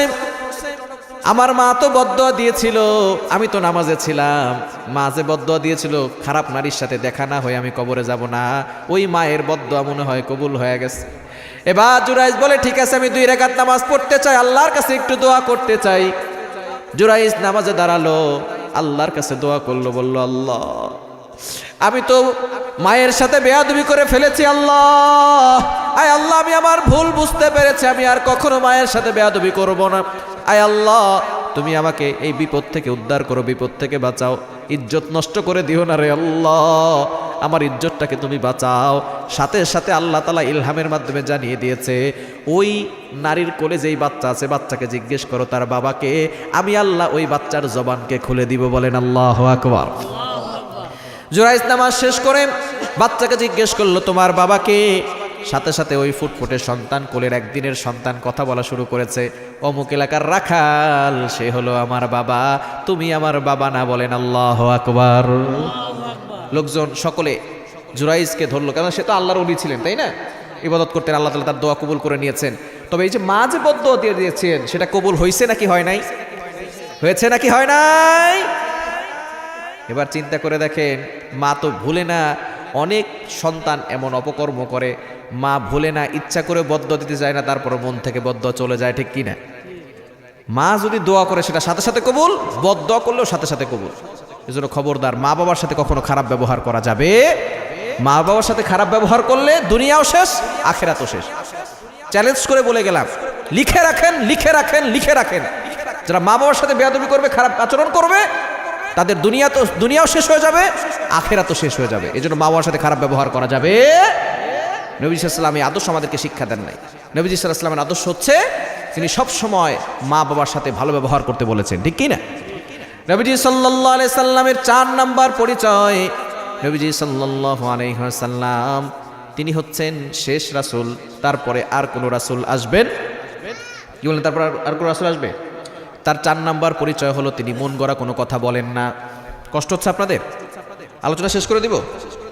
নবীজি সাল্লাল্লাহু আলাইহি সাল্লাম মন গড়া কোনো কথা বলতেন না। এটা আল্লাহ তাআলা নিজেই বলে দিয়েছেন, কোরআন খুলেন 27 নম্বর পারার 5 নম্বর পৃষ্ঠার 3-4 নম্বর লাইন, সূরাতুন নাজমের 3-4 নম্বর আয়াতে রাব্বুল আলামিন বলেন, ওয়ামা ইয়ানতিকু আনিল হাওয়া ইন হুয়া ইল্লা ওয়াহয়ুন ইউহা। নবীজি নিজের মন গড়া কোনো কথা বলেন না, প্রতিটি কথা একজনের কথা। তিনি কে? আরো জোরে বলেন, তিনি কে? একবার কিছু ইহুদিরা নবীজির কাছে আসলো, আসার পরে বলতেছে, মুহাম্মদ তুমি যে নবী দাবি করো, তোমাকে 3টা প্রশ্ন করব, এই প্রশ্নের উত্তর দিতে পারলে তোমাকে আমরা নবী বলে মেনে নিব। প্রশ্ন কয়টা? প্রশ্ন কয়টা? 3টা। 1 নাম্বার, তুমি আমাদেরকে বলো রূহ কাকে বলে? রূহ, আমাদের ভিতরে আত্মা আছে না? প্রশ্ন করছে রূহ কাকে বলে। 2 নাম্বার প্রশ্ন, আসহাবে কাহাফ কারা। 3 নাম্বার, বাদশা জুলকারনাইন সম্পর্কে আমাদেরকে বলো। নবীজি সাল্লাল্লাহু আলাইহি সাল্লাম বললেন, গাদান উজিবুকুম, আগামীকাল উত্তর দিব। নবীজি সাল্লাল্লাহু আলাইহি সাল্লাম আগামীকাল উত্তর দিবেন, এই হিসেবে বলেছেন যে জিবরাইল সালাম আসবেন, জিজ্ঞেস করবেন, আল্লাহর পক্ষ থেকে উত্তর আসবে, তারপর উত্তর দিবেন। কিন্তু আগামীকাল জিবরাইল সালাম আসে না, ইহুদিরা আবার আসছে, ও মুহাম্মদ তোমাকে যেই প্রশ্ন করছি প্রশ্নের উত্তর দাও। এবার মুহাম্মদ সাল্লাল্লাহু আলাইহি সাল্লামের কাছে জিবরাইল সালাম আসে না, তিনি উত্তরও দিতে পারেন। বলে গাদান উজিবুকুম, আগামীকাল উত্তর দিব। আগামীকাল আবারও আসছে, কিন্তু জিবরাইল সালাম আর আসে না। নবীজি সাল্লাল্লাহু আলাইহি সাল্লাম পেরেশান হয়ে গেলেন, জিবরাইল সালাম আসে না কেন? আল্লাহর পক্ষ থেকে কোনো উত্তর না আসলে তো আমি কিভাবে উত্তর দিব? কেননা নিজে কখনো তিনি মন গড়া কোনো কথা বলেন। এভাবে কয়েকদিন হয়ে যায়, 10 দিন 12 দিন চলে যায়, ইহুদিরা প্রতিদিন আসে আর নবীজি সাল্লাল্লাহু আলাইহি সাল্লামকে অপমান করে আর বলে, আব্দুল্লাহর ছেলে মুহাম্মদ ভণ্ড। নবী বলেন, নাউজুবিল্লাহ। নবী সাল্লাল্লাহু আলাইহি সাল্লাম পেরেশান হয়ে গেলেন। এরপর আল্লাহ পাক রব্বুল আলামিন জিবরাইল সাল্লামকে পাঠালেন সর্বপ্রথম আয়াত দিয়ে, 15 নম্বর পারা, সূরা বনী ইসরাঈল, ওয়ালা তাকুলান্না লিশাইইন ইন্নী ফাইলুন যালিকা গাদা ইল্লা আইয়াশা আল্লাহ। নবী হে, আপনি যে বলেছেন আগামীকাল উত্তর দিব, আপনি ইনশাআল্লাহ বলেন নাই। নবীজি সাল্লাল্লাহু আলাইহি সাল্লাম ইনশাআল্লাহ বলতে ভুলে গিয়েছিলেন। নবীজি সাল্লাল্লাহু আলাইহি সাল্লাম ভুলে নাই, আল্লাহ ভুলিয়ে দিয়েছেন যাতে করে আমাদেরকে শিক্ষা দিতে পারেন, ঠিক কি না? আমরা যাতে করে আগামীকাল অথবা ভবিষ্যতের ব্যাপারে কোনো কথা বললে ইনশাআল্লাহ বলি, এই জন্য নবীজি সাল্লাল্লাহু আলাইহি ওয়াসাল্লামের মাধ্যমে আমাদেরকে শিক্ষা দিয়েছেন। নবীজি সাল্লাল্লাহু আলাইহি ওয়াসাল্লামের উপরে এই আয়াত নাজিল হওয়ার পরে 3টা আয়াত নাজিল হলো। ইয়াসআলুনাকা আনির রূহ, তারা আপনাকে রূহ সম্পর্কে জিজ্ঞেস করে, আপনি বলেন কুলির রূহু মিন আমরি রাব্বি ওয়া মা উতিতুম মিনাল ইলমি ইল্লা কলিলা। রূহ আল্লাহর আদেশ, আল্লাহর আদেশে ঢোকে, আল্লাহর আদেশে বের হয়, ঠিক কি না? রূহ কার আদেশ? আর যখন কার আদেশ? আল্লাহর আদেশে আমাদের ভিতরে ঢোকে, আল্লাহর আদেশে বের হয়ে যায়। এখন আপনার ভিতরে রূহ আছে, আত্মা আছে, এখন আপনার সম্মান আছে। যখনই রূহটা বের হয়ে যাবে, আপনাকে মানুষ লাশ বলে ডাকবে। কি বলে ডাকবে? লাশ। এখন আপনার টাকা পয়সা আছে, সম্পদ আছে, ধন সম্পদ আছে, একদিন এগুলো থাকবে না, আপনিও লাশ হয়ে যাবেন। আপনার নামটাও মাইকে অ্যানাউন্স করা হবে। আপনি যে ক্ষমতা দেখাচ্ছেন, অহংকার করছেন, এগুলো কিচ্ছু থাকবে না, এগুলো সব শেষ হয়ে যাবে। এজন্য আগে থেকে আল্লাহকে স্মরণ করার দরকার আছে না নাই? 2 নাম্বার, আম হাসিবাতান্না আসহাবাল কাহফি ওয়ার রাকিম 15 নম্বর পারার 12 নম্বর পৃষ্ঠার 12 নম্বর লাইন সূরা কাফের 9 নম্বর আয়াত আল্লাহ পাক রব্বুল আলামিন জানিয়ে দিলেন আম হাসিবাতান্না আসহাবাল কাহফি ওয়ার রাকিম আসহাবে কাহফ ছিল 7 জন যুবক তারা এমনভাবে ঈমানের উপর অটল ছিল বাচ্চার কথা না শুনে আল্লাহর কথা শুনেছিল আল্লাহ পাক রব্বুল আলামিন তাদেরকে একটা গুহার ভিতরে 309 বছর ঘুম পাড়িয়ে রেখেছিলেন আল্লাহ পাক রব্বুল আলামিন তাদের ঈমানের উপর খুশি হয়েছিলেন আল্লাহ পাক রব্বুল আলামিন তাদেরকে হেফাজত করেছিলেন তারা বাদশার সামনে ঈমানের উপর অটল ছিল অবিচল ছিল বলেন সুবহানাল্লাহ 3 নাম্বার বাদশা যুলকারনাইন সম্পর্কে বলো ইয়াসআলুনাকা আন যুলকারনাইন কুল সাআতলু আলাইকুম মিনহু যিকরা বাদশা যুলকারনাইন ছিলেন এমন একজন বাদশা পৃথিবীতে 4 জন বাদশা ছিল কয়জন যারা পুরো পৃথিবী শাসন করেছে 2 জন ছিল মুসলমান 2 জন ছিল কাফের মুসলমানদের ভিতরে 1 নাম্বার ছিল হযরত সুলাইমান আলাইহিস সালাম নাম শুনেন না আপনারা পুরো পৃথিবী ওয়ার্ল্ড শাসন করেছে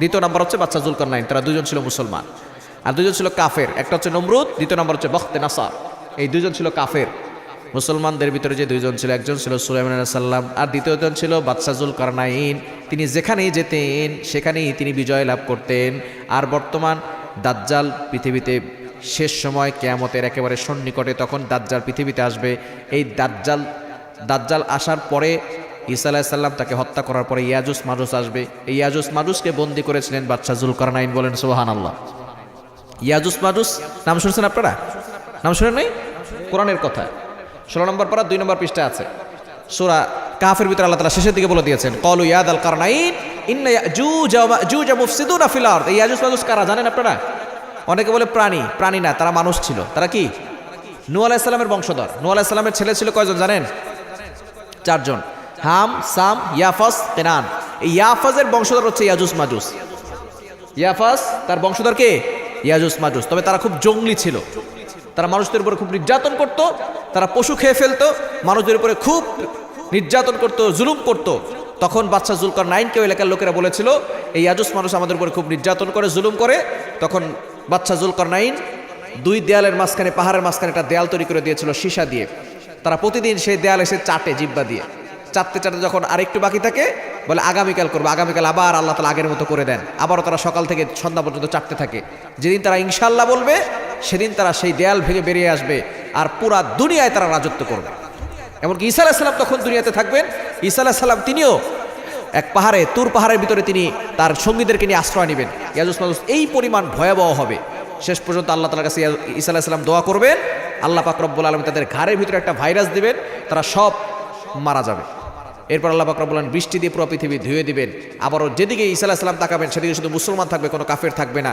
তখন আল্লাহ পাক রব্বুল আলামিন ঈসা আলাইহিস সালামের মাধ্যমে আবারও কোরআনের রাজ কায়েম করবেন কোরআনের রাজ কায়েম হবে এখন হোক অথবা কয়েকদিন পরে হোক ঈসা আলাইহিস সালাম আসলেও হবে ঠিক কি না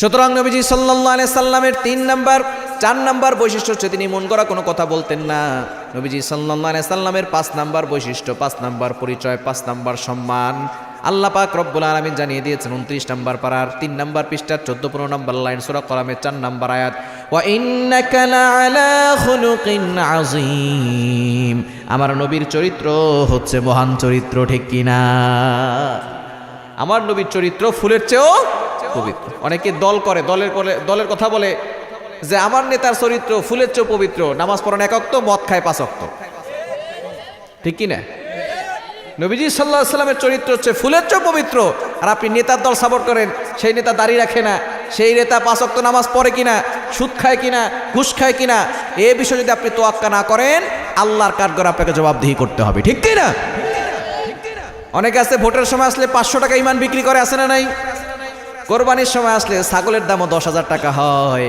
আর আপনার ঈমান এত দুর্বল হয়েছে 500 টাকা ঈমান বিক্রি করে ভোট দেন যে টাকা দেয় তাকে ঠিক কিনা মসজিদের ইমাম নিয়োগ করার জন্য দেখেন হুজুরের দাড়ি ঠিক আছে কিনা হুজুরের বউ পর্দা করে কিনা হুজুরের লেবাস ঠিক আছে কিনা হুজুরের কেরাত শুদ্ধ আছে কিনা হুজুর সুদ খায় কিনা হুজুর ঘুষ খায় কিনা আপনার এলাকার মসজিদের জন্য যদি ইমাম নিয়োগ করার জন্য এত কিছু দেখেন যে নেতা হবে নির্বাচন করবে ওই লোকটাকেও দেখার দরকার আছে না নাই যারা টাকার লোভে 500 টাকার লোভে একটা চায়ের লোভে আপনি সেই নেতার পিছনে দৌড়াইলেন আপনি সেই নেতাকে ভোট দিলেন সে যদি অন্যায় কাজ করে সুদ খায় ঘুষ খায় আল্লাহর কাঠগড়ায় আপনাকে জবাবদিহি করতে হবে ঠিক কি না এজন্য অবশ্যই আমরা নির্বাচনে ভোট দিব তাকে কোরআন দিয়ে দেশ চালাবে যে তাকেই আমরা সাপোর্ট করব, ঠিক কি না?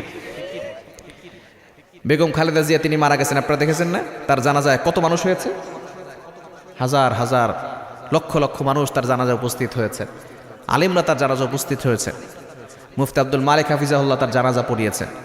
এরপরে তার খাটিয়া নিয়েছেন মাওলানা মামুনুল হক সাহেব, আবার মিজানুর রহমান আজারি সাহেব, তাই না? তো আলেমদের একটা মজলিস নবী সাল্লাল্লাহু আলাইহি ওয়াসাল্লাম জানিয়ে দিয়েছেন, যেই মজলিসে 40 জন আলেম থাকবে তার জন্য জান্নাত ওয়াজিব হয়ে যায়। তো এমন হয়েছে কেন জানেন? তিনি আলেমদেরকে মহব্বত করতেন, ইসলামকে মহব্বত করতেন, ইসলামকে ভালোবাসতেন। এজন্য তার দলে আবার অনেকে থেকে অনেকে আবার ইসলামকে মহব্বত করেন, আছে না নাই? আপনি যদি নেত্রীকে ফলো করেন, নেতাকে ফলো করেন, সেই দলে থেকে তো আপনি তাকে অনুসরণ করবেন। আপনি তাকে অনুসরণ করেন না কেন? অনেকে আবার তার দলে থেকে ইসলামের বিরুদ্ধে কথা বলে, আছে না নাই? এজন্য অবশ্যই কোরআনের পক্ষে থাকেন, কারণ কোরআন যাদের সাথে লাগবে তাদের সম্মান বাড়িয়ে দিবেন কে? আরো বলেন কে? কোরআন যদি কাপড়ের সাথে লাগে কাপড়ের মর্যাদা বাড়াবেন কে? কোরআন যদি টেবিলের সাথে লাগে টেবিলের মর্যাদা বাড়ায় কে? তো কোরআন যদি আশরাফুল মাখলুকাত মানুষের সাথে লাগে তাদের মর্যাদা কি বাড়ে না? এজন্য কোরআন শিখান সন্তানকে, নিজেও কোরআন পড়েন, সন্তানকে কোরআন শিখান। শিখাতে পারবো তো ইনশাআল্লাহ? অল্প কথা বলে শেষ করবো ইনশাআল্লাহ। আমরা মোনাজাতে চলে যাব। আপনার সন্তান কোরআন শিখাবেন, ধর্মীয় শিক্ষা দিবেন, তাহলে সন্তান সুদ খাবে না, সন্তান ঘুষ খাবে না। অনেক নামাজি আছে 5 ওয়াক্ত নামাজ পড়ে, হাতে তসবিহ নিয়ে ঘুরে, কপালে কালো দাগ পড়ে গেছে, সুদের কারবার করে, আছে না নাই? এই এলাকায় নাই? এলাকায় আছে। সুদের ব্যাপারে কথা বলে ইমাম সাহেবের চাকরি থাকে না, খতিব সাহেবের চাকরি নট হয়ে যায়, ঠিক কিনা? সুদের ব্যাপারে ফতুয়া মোল্লার না আল্লাহর? কার? আরো বলেন কার? কোরআন খুলেন 3 নম্বর পারা 6 নম্বর পৃষ্ঠা 3 নম্বর লাইন, সূরা বাকারা 275 275 নম্বর আয়াত। রব্বুল আলামিন বলেছেন, হাল্লাল্লাহুল বাইআ ওয়া হাররামার রিবা, বিজনেস লাউফুল এন্ড ইউজুরি আনলাউফুল, ব্যবসা হালাল, সুদের কারবার হারাম করেছেন কে? তো আপনি মোল্লার ব্যাপারে ক্ষিপ্ত হলেন কেন? এটা তো আল্লাহর কথা। যদি আপনার সাহস থাকে আপনি আল্লাহর সাথে যুদ্ধ করে দেখেন। আল্লাহকে বলেন, আল্লাহ এই সূরা বাকারা 275 নম্বর আয়াতটা বাদ দিয়ে দেন, দেখি আপনার কত ক্ষমতা, আপনার দেখান, আমাদেরকে দেখান, আমরাও দেখি যে আপনার কত বিঘা সম্পদ হয়েছে আর কত কোটি টাকার মালিক হয়েছেন। আপনি আল্লাহকে বলেন, আল্লাহ এই সূরা বাকারা 275 নম্বর আয়াতটা বাদ দিয়ে দেন। কি বলেন, পারবেন? সন্ত্রাস হয়েছেন মিয়া, কত বড় সন্ত্রাস হয়েছেন। পৃথিবীর সকল সন্ত্রাস যদি এক পাল্লা রাখা হয় আর নমরুদকে যদি এক পাল্লা রাখা হয়, নমরুদের 100 ভাগের 1 ভাগও হতে পারবে না। এই নমরুদকে আল্লাহ সাইজ করছে ল্যাংরা মশা দিয়া। কি মশা? এরকম মশা আল্লাহর কাছে আছে না নাই? আর আছে না নাই? এখন আল্লাহর মশাও লাগে না। সূরা ফাতিহার 6 নম্বর আয়াতে আল্লাহ বলছেন, ওয়ালিল্লাহি জুনুদুস সামাওয়াতি ওয়াল আরদ, আল্লাহর বাহিনী আসমানেও আছে জমিনেও আছে। এমন বাহিনী আল্লাহ পাঠিয়ে দিয়েছিলেন আমরা দেখতেও পারি নাই। দুনিয়া থেকে কত মানুষ বিদায় নিয়েছে, নাম দিয়েছি করোনা ভাইরাস, ঠিক কি না? এজন্য অবশ্যই আপনি সুদ থেকে, হারাম থেকে দূরে সরে আসেন, কারণ একদিন আমাদের সকলকে চলে যেতে হবে। সুদ খাচ্ছেন, ঘুষ খাচ্ছেন, অন্যায় ভাবে মানুষের মাল আত্মসাৎ করে খাচ্ছেন, আপনি যাই করেন না কেন একদিন আপনাকে কবরে যেতে হবে। যদি অহংকার বেশি বেড়ে যায়, টাকা পয়সা বেশি হয়ে যায়, কবরস্থানে যাবেন, দেখবেন আপনার থেকে অনেক শক্তিশালী মানুষ কবরে মাটির সাথে মিশে গেছে। আপনার থেকে অনেক ক্ষমতাশীল মানুষ মাটির সাথে তলিয়ে গেছে। আপনি কিসের ক্ষমতা দেখান মিয়া? বেশি ক্ষমতা বেড়ে গেলে, অহংকার বেড়ে গেলে আপনি কবরস্থানে যান, দেখেন কত মানুষ শুয়ে আছে। এখন আপনি মরে যান, এখন আগামীকাল আপনার শরীরের পোশাকটা আপনার শরীরে থাকবে না। আপনার আপন লোকেরা আপনাকে বিদায় করে দিবে। আজকে রাতে আপনার স্ত্রী, আপনার সন্তান, আপনার ছেলে, আপনার মেয়ে কেউ আপনার সাথে ঘুমাবে না। এখন মরে যান আপনি। কেননা লাশ দেখলে অনেকেই ভয় পায়, ঠিক কি না? আজকে মরে যান, কেউ আপনার সাথে ঘুমাবে না, ঘরে আপনার লাশ ঢুকাবে না, আপনার বাসার উঠানে আপনার লাশটা রাখবে। তো কাদের জন্য চুরি করতেছেন? কাদের জন্য বদমাশি করতেছেন? কাদের জন্য সুদ খাচ্ছেন? কাদের জন্য ঘুষ খাচ্ছেন? এই সন্তান, এই ছেলে, এই মেয়ে, এই স্ত্রী কেউ আপনার পাশে থাকবে না। এই জন্য আল্লাহর রাস্তে সব হারাম কাজ ছেড়ে দেন, কারণ হারাম খেলে কোনো নামাজ, রোজা, হজ, যাকাত কোনো কিছু কবুল হয়। সন্তানকে কোরআন পড়া শিখান, ধর্মীয় শিক্ষা দেন। আল্লাহ বলছেন সূরা রহমান 27 নম্বর পারা 10 নম্বর পৃষ্ঠা 10 নম্বর লাইনে একটি সূরা রয়েছে, সূরাতুর রহমান। এই সূরা আল্লাহ তাআলা তার পরিচয় দিয়েছেন আর রহমান, আল্লামাল কোরআন খলাকাল ইনসান। রহমান হলেন তিনি, কোরআন শিখিয়েছেন যিনি। এরপরে বলছেন খলাকাল ইনসান, মানুষ সৃষ্টি করেছেন যিনি। বলেন তো আগে আমরা কোরআন শিখি নাকি আগে দুনিয়াতে আসি? কথা বলেন, কোরআন শিখি না দুনিয়াতে আসি? তো আল্লাহ কোরআনের কথা আগে বললেন কেন? এভাবে বলতে পারতেন আর রহমান খলাকাল ইনসান, রহমান হলেন তিনি, মানুষ সৃষ্টি করেছেন যিনি। এরপরে বলতে পারতেন আল্লামাল কোরআন, কোরআন শিখিয়েছেন যিনি। আল্লাহ বুঝাতে চেয়েছেন মানুষ হতে হলে আগে কোরআনের শিক্ষা লাগবে। কোরআনের শিক্ষা ছাড়া কেউ কখনো আদর্শ মানুষ হতে পারে না, ঠিক কি না? গরুর পেট থেকে বেরোলেই সেটা গরু হয়ে যায়, ছাগলের পেট থেকে বেরোলেই সেটা ছাগল হয়ে যায়, মহিষের পেট থেকে বেরোলেই সেটা মহিষ হয়ে যায়, মানুষের পেট থেকে বেরোলেই সেটা মানুষ হয় না, তাকে মানুষ বানাতে হয়। সন্তানকে মানুষ বানান, সন্তানকে মানুষ বানান, তাকে মুসলমান বানান। আমি বলছি না আপনার সন্তানকে হাফেজ বানাতে হবে, মুফতি বানাতে হবে, নো। আমাদের ডক্টর দরকার, ইঞ্জিনিয়ার দরকার, পাইলট দরকার, সব কিছু আমাদের দরকার, তবে সন্তানকে আগে মুসলমান বানানোর দরকার আছে না নাই? আপনার সন্তানকে মানুষ বানান আগে, উচ্চ শিক্ষা দেওয়ার আগে সুশিক্ষা দেন। যদি আপনার সন্তান সুশিক্ষা না পায়, কোরআনের শিক্ষা না পায়, ধর্মীয় শিক্ষা না পায়, এই সন্তান যত বড় হবে তত বড় দুর্নীতিবাজ হবে। এজন্য সন্তানকে ধর্মীয় শিক্ষা দেবেন। আমি ইন্ডিয়াতে প্রোগ্রামে গিয়েছি, ত্রিপুরা থেকে কলকাতা যাব, বিমান ঢিলে হচ্ছে 30 মিনিট। এক ভদ্রলোক আমার পাশে এসে বসেছেন, উনি বলতেছেন হোয়ার আর ইউ গোয়িং, আপনি কোথায় যাবেন? আমি বলতেছি I am going to Kolkata, কলকাতায় যাব। কলকাতায় প্রোগ্রাম ছিল। উনি বলতেছেন আর ইউ বেঙ্গলি? আমি বললাম ইয়েস আই এম বেঙ্গলি। বলতেছে তাহলে তো আমরা বাংলায় কথা বলতে পারি। আমি বললাম হ্যাঁ, কোনো সমস্যা নেই, বলেন। উনি বলতেছেন হুজুর, কথা বলতে বলতে এক পর্যায়ে বিমানে উঠেছি, ভদ্রলোক আমার পাশেই বসেছেন, উনি বলতেছেন হুজুর ইফ ইউ ডোন্ট মাইন্ড, যদি কিছু মনে না করেন একটা প্রশ্ন করতে পারেন? আমি বললাম হ্যাঁ, কোনো সমস্যা নাই, বলেন। উনি বলতেছেন হুজুর আনসিং ইজ নাথিং, যেটা দেখি না সেটা বিশ্বাস করি না, আপনারা তো আল্লাহকে দেখেন না, বিশ্বাস করেন কেন? এই প্রশ্ন আপনার সন্তান কিছুদিন পরে করবে। নাস্তিকরা ওত পেতে বসে আছে আপনার সন্তানকে নাস্তিক বানানোর জন্য, আর আপনি আপনার সন্তানকে ধর্মীয় শিক্ষা দিচ্ছেন না, ডক্টর বানাচ্ছেন, ইংলিশ মিডিয়ামে পড়াচ্ছেন, পড়ান, আমাদের কোনো আপত্তি নাই, তবে আগে ধর্মীয় শিক্ষা দেওয়ার দরকার আছে না নাই? সে কোরআন মানে না, আল্লাহকে মানে না, সে হলো নাস্তিক। তাকে যুক্তি দিয়ে দলিয়ে দিতে হবে। যারা বিমানে উঠেছেন তারা জানেন, বিমানে অনেক সময় টিফিনের ব্যবস্থা করে, কেক দেয়, চকলেট দেয়, বার্গার দেয়, আমাদেরকে স্যান্ডউইচ দিয়েছে, তো খাবারের একটা ঘেরান আছে না নাই? আর জ্বলন আছে না নাই? আমাদেরকে স্যান্ডউইচ দিয়েছে, ভদ্রলোককে বললাম খাবারটা কেমন? বলে খাবারটা খুব সুন্দর। আমি বললাম ঘেরানটা কেমন? বলে ঘেরানটাও খুব সুন্দর। আমি বললাম ঘেরানটা আমাকে দেখান। বুঝেন নাই? ঘেরান দেখা যায়? বাতাস হয়, বাতাস কি দেখা যায়? এই যে আমরা অক্সিজেন নিচ্ছি, এটা কি দেখা যায়? পৃথিবীতে অনেক বিষয় এমন আছে দেখা যায় না, না দেখে বিশ্বাস করতে হয়। ঠিক তদ্রুপভাবে আল্লাযীনা ইউমিনুনা বিল গায়ব, আল্লাহ হচ্ছেন অদৃশ্য, আল্লাহকে দেখা যায় না, আল্লাহকে না দেখে বিশ্বাস করেছি, এজন্য আমরা মুসলমান হয়েছি, ঠিক কি না? এজন্য সন্তানকে ধর্মীয় শিক্ষা দেওয়ার দরকার আছে না নাই? কোরআনের শিক্ষা দেওয়ার দরকার আছে না নাই?